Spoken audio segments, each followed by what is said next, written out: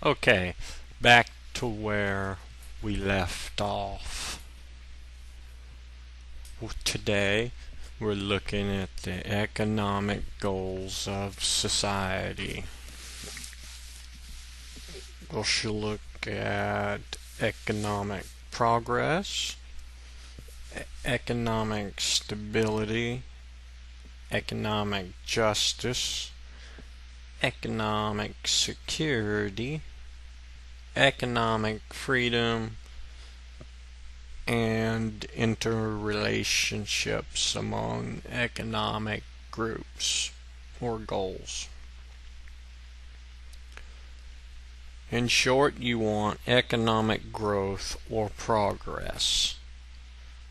This is one of the goals of individuals and of the whole nation. Economic stability. You also want the dollar you earn to have a stable purchasing power. Inflation, which means a rise in price levels without more goods and services, reduces your purchasing power. So another goal you have is economic stability. Closely allied to price stability is output stability. Output decreases result in unemployment, which is a severe blow to the families involved. In the 1970s, the U.S. economy was plagued with both unemployment and inflation at undesirable levels at the same time. A situation of great economic instability. Third goal is economic justice. What is the best distribution of the national income pie? How many rich people are enough? What about those who could not work or seemingly do not want to work? Our tax system is progressive, meaning that as one's income level increases, one's relative burden of tax increases. Charities are a popular and acceptable way to redistribute income from the rich to the poor. Virtually all ancient civilizations exhibited a high degree of inequality. Economic security. Citizens want some degree of economic security for themselves, their families, against old age, death, disability, and unemployment. In many civilizations, past and present, this type of security has been provided by the person's family, religious order, or tribe. The life insurance industry thrives because people wish to provide after their death economic security for their families. In order to cover these who do not carry life insurance with private companies and to provide them some income after active employment, a social security system is imposed by law for nearly all workers, regardless of their involvement with private pension plans. Everyone wants economic freedom. This means freedom to compete in the production of goods and services at a job of one's choosing. It also means freedom to spend one's income without interference and consume whatever goods and services one chooses. However, all citizens accept some constraints on freedom. No one wants a person qualified only as a truck driver to perform brain surgery. Neither are citizens free to purchase, consume the services of a professional gunman. Thus, one boundary to freedom is legal constraints. Another constraint is physical limitations. You are not free to purchase and consume meals in a restaurant if all the tables are occupied. Okay, now let's cut down to what all this means. We have a plan in place where all of those economic conditions can be satisfied. All that needs to be dealt with is matters of morality, legality,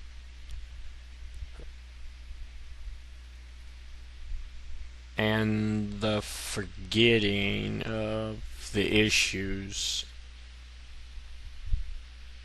that have plagued the host nations in the past. Now, let's go back to what we talked about,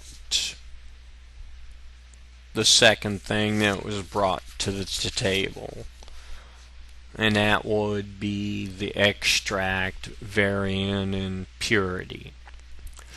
Variance in purity is caused by the quality of the soil, the climate, the gardening, which would mean the spacing of the plants from each other, how they compete for sunlight, the amount of days that have sunlight, the humidity, the heat, things of that nature. Good farming practices, such as plant crop rotation, refertilization, proper watering, watershed protection, etc. The quality of the plant itself. Is it diseased? Is it of low yield? Is it a bad strain of the plant? From here, quality is further derived from the extraction process, which consists of personnel. Now that is the people who do the manual labor. Equipment, the equipment used by the people. And the chemicals, also used by the people. Now, the more educated your personnel are, the better use of the equipment and the chemicals. And the better use they can make of it, the higher the profit margin. They can also describe deficiencies in the equipment and recommend improvements to both equipment and chemicals. Chemicals. The chemicals used in the extraction process are a special problem, as they generate a byproduct that cannot be made non-addictive. So the chemicals need to be regulated and guarded and used as few times as possible before being rendered chemically inert. That needs to be researched. New chemicals and research on new chemicals is the responsibility of the manufacturing corporation consortium. On the mixing, cutting, and setting the purity. This area needs to be standardized as well.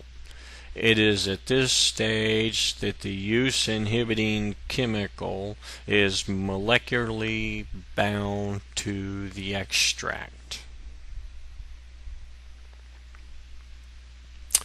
The inhibiting chemical needs to be a corporation consortium and a government secret. This will place legalities in place to help thwart independent chemists. The state can argue that the chemist wasn't trying to alter purity, but rather was trying to steal a state secret. Profits must be worked out by the corporation and the states. Holistically speaking, by working together, an apparent problem can be resolved. Persecutorily speaking is another problem entirely. The only solution is to treat the entire matter as a nation-state war. And treaties must be signed, and security arrangements must be made. The government involved must let the corporations protect their products and holdings. The corporations must let the governments govern and protect its people and territory. After the armistice is signed, each side must abolish any use of violence. The battlegrounds must now be the jury box, the soap box, the ballot box. Only by working together can the ugly present of today be tomorrow's past. Economic prosperity will occur in a year's time for all whence this is accomplished. This brings us to the facilitators.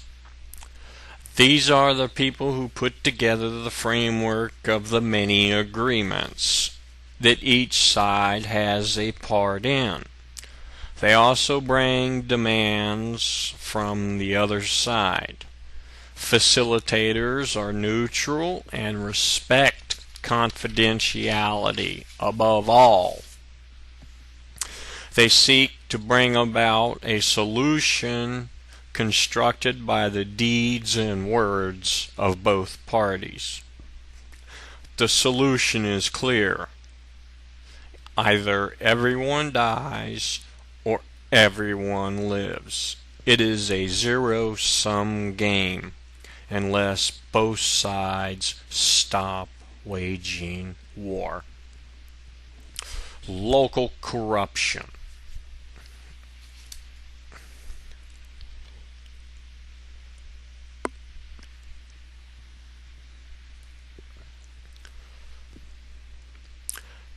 Local corruption. This must be stopped, and the best way to stop this is to make greed a shameful thing, a public weakness, a public crime known to all. The corporations hate corruption as much as the government does, because if a person has to be bribed, they have no loyalty. They sell out to either side, and whoever has the most money is going to get the loyalty for the day.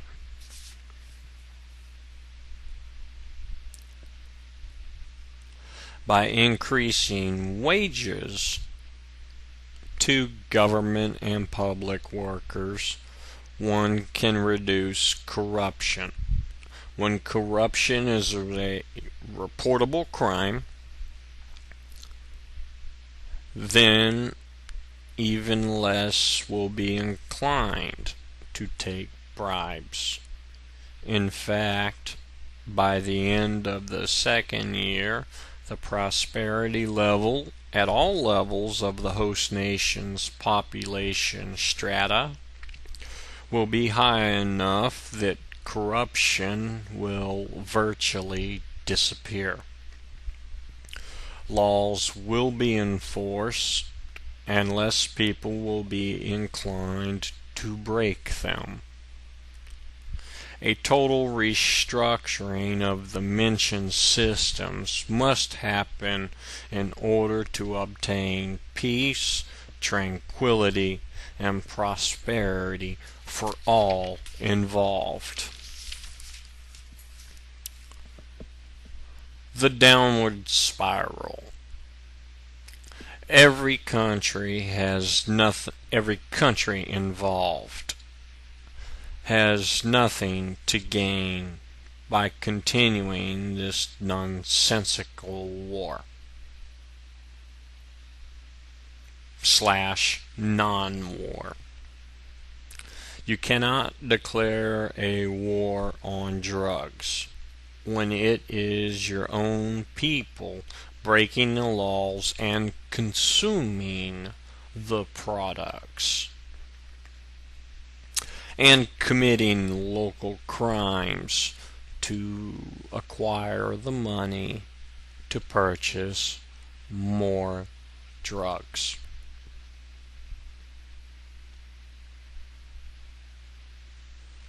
The answer is to work with the producers to make a safer product. A drug is an item, a thing. It is not a country or a state. So therefore, you cannot declare a war on an it. To simplify this, I will reiterate.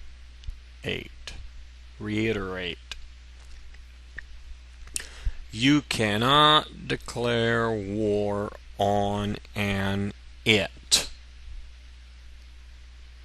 Terrorism is a crime. A crime is an it. Iraq is a country. We declared war on Iraq.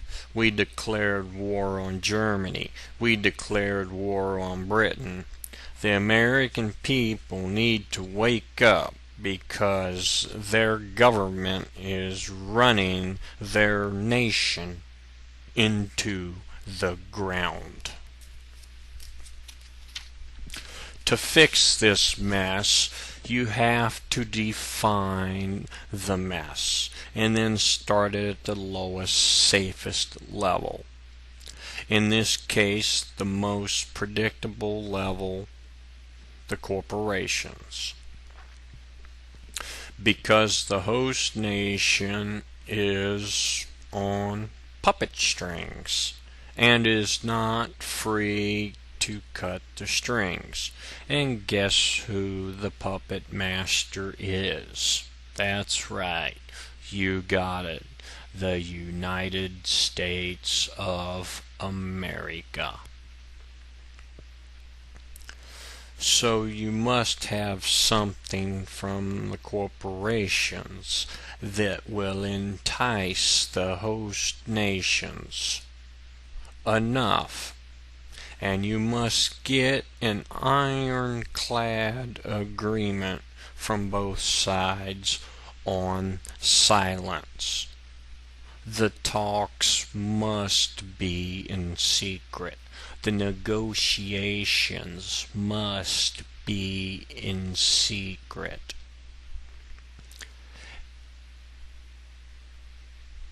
And what the host nation does inside its borders, it does not have to tell anyone. So the first step would be legitimacy of the corporations, then corporate zones of operation. This is the first step of reducing violence. Even with foreign aid, the host nation is losing the war with the corporations. The corporations are waging their wars with each other and the host nation in the urban areas where the host nation's military and policies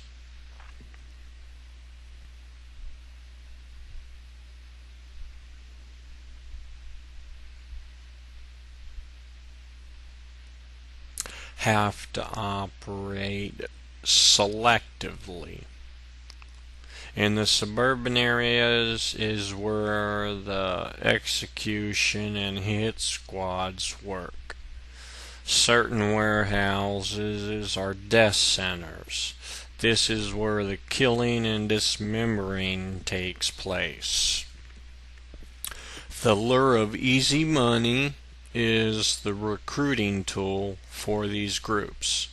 Security and counter-security in this region will always be in demand and will always be a specific employment sector. With strict corporate rules in place, one just will not be able to eliminate the other because the corporate whole does not want the pressure from the population and the government, and they don't want any more involvement in their business. The formal corporate structure will be put into place: CEO, CFO, chairman, treasurer, stockholders, and so forth. This puts in place an electoral condition. So the corporate is now a standard corporation in all forms: an electoral board, shareholders, voters. Everything will be profit driven. And one of the key things with profit is liability. Is our product going to get us sued? We have to make it safer.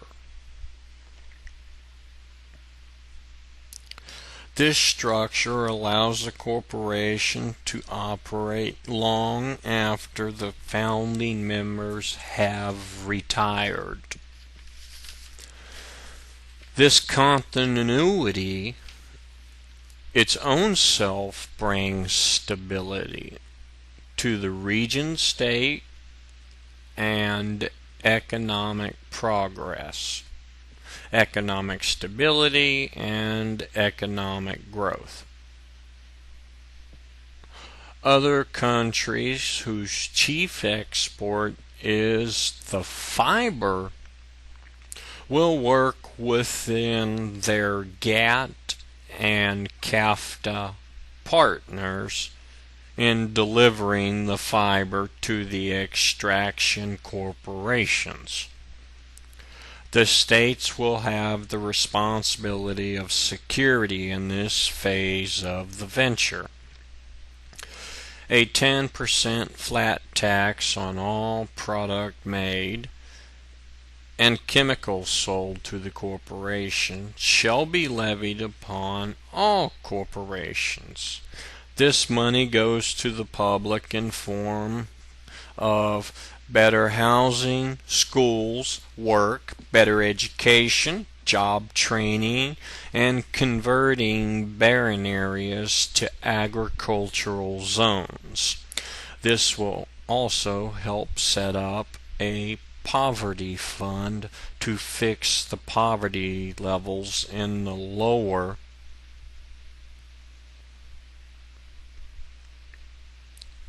southern states and northern desert states. Advanced bioengineering and taxation will bring current prices up per kilogram. but the yield of the current kilogram will be 10 to 20 times more, and the corporation profits will be more. Money spent on current shipping methods will be reduced because commercial shipping is cheap.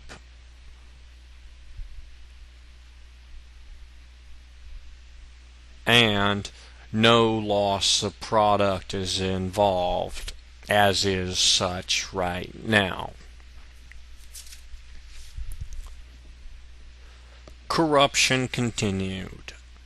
As each corporation produces its monthly yield, which is taxed at the federal level 10%, it reports these facts to the state. Each month, the state will receive 5% of the taxes for use on public infrastructure such as schools, water, electric, and so forth. The monthly reporting by the corporations to the state and to the people will reduce the risk of high-level corruption. The overall picture will provide an economic stimulus on a global scale. Right now, the way the current situation is becoming is worse.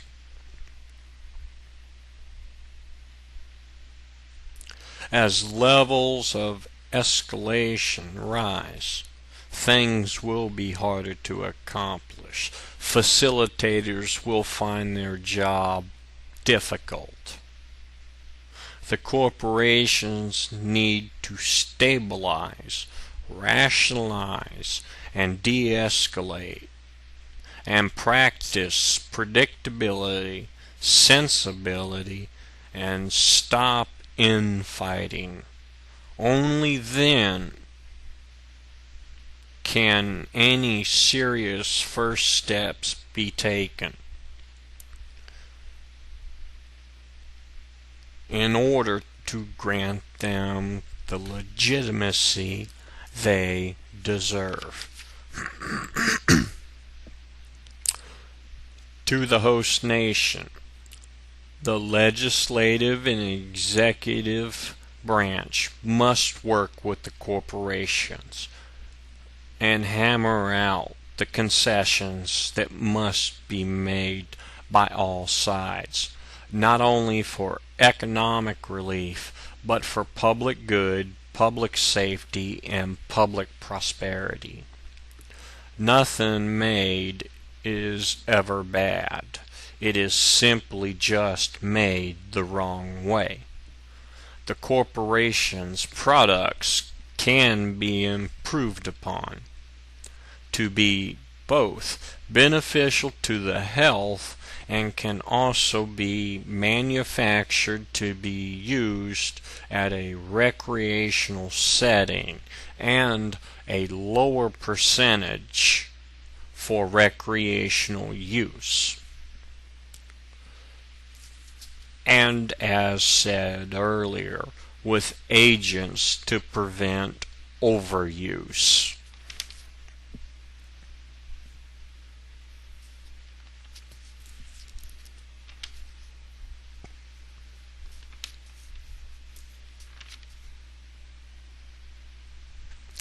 Now, we're going to go further down from the first host nation.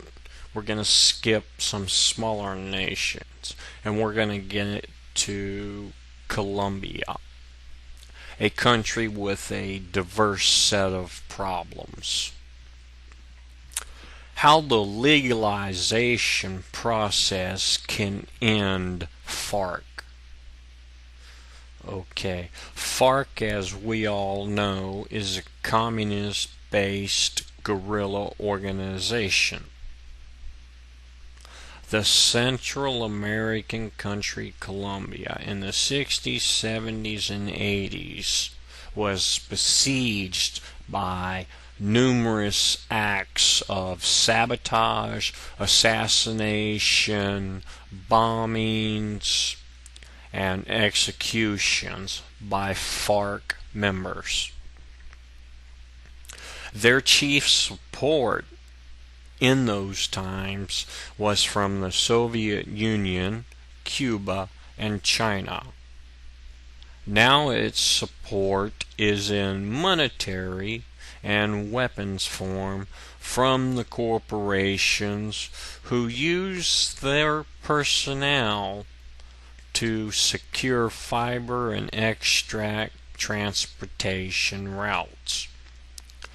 Legalization of the fiber and of the extract will negate the further use of FARC personnel. So the source of incomes and weapons will begin to dry up.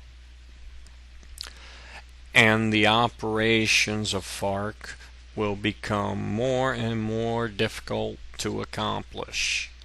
This will affect the morale, retention, and recruiting, since no one wants to be on the losing side.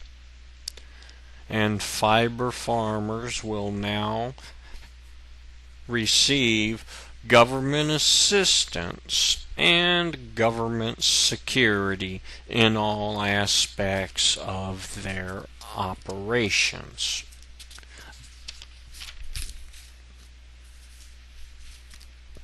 This is part 1 of a multi-part series.